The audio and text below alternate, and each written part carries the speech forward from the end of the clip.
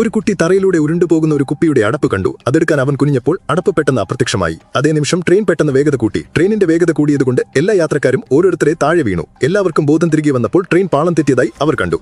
അടിയന്തര ബട്ടൺ അമർത്തിയെങ്കിലും അത് പൂർണ്ണമായും പരാജയപ്പെട്ടു. അപ്പോൾ തന്നെ ഒരു യാത്രക്കാരൻ വേഗം വാതിൽ തുറന്നു. എല്ലാവരും പുറത്തേക്ക് പാഞ്ഞു. പക്ഷേ പുറത്ത് നഗരമുണ്ടായിരുന്നില്ല.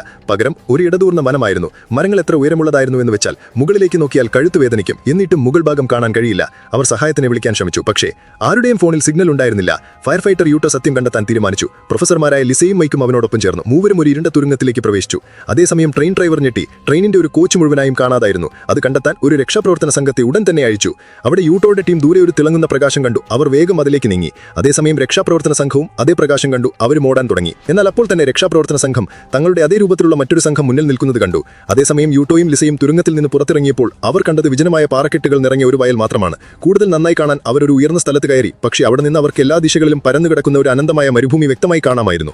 അവർ തിരികെ വന്ന് വീഡിയോ റെക്കോർഡിംഗ് എല്ലാ യാത്രക്കാർക്കും കാണിച്ചു കൊടുത്തു.